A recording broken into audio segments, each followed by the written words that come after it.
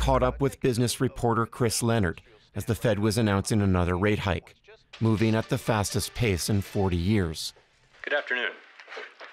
Today, the FOMC raised its policy interest rate by 0.75 percentage points.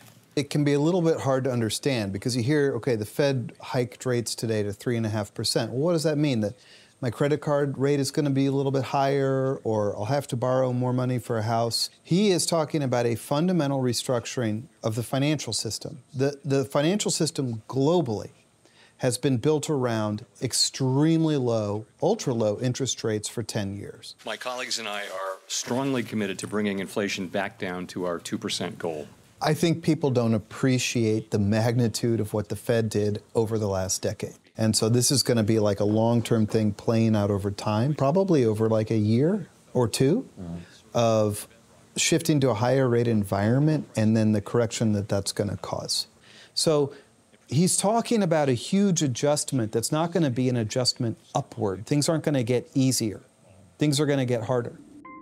Tonight, the economic alarms are blaring. The specter of this kind of economic upheaval has heightened concerns about a recession. And the Fed has made it clear its #1 priority is fighting inflation, even if it means the jobless rate, unemployment, goes up.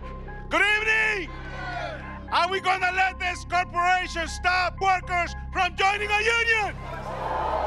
It's also raised fears of layoffs, which has aggravated the organized labor movement.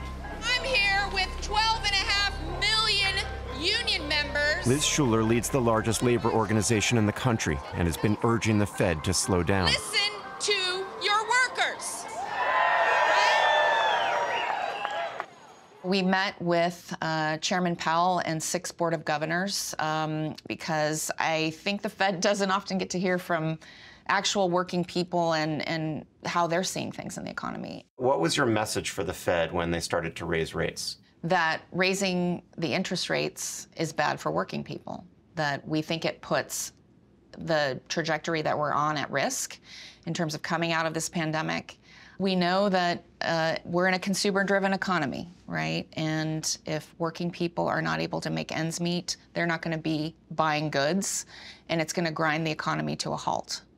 We can't take aggressive moves that are going to throw people out of work and basically balance the economy on the backs of working people.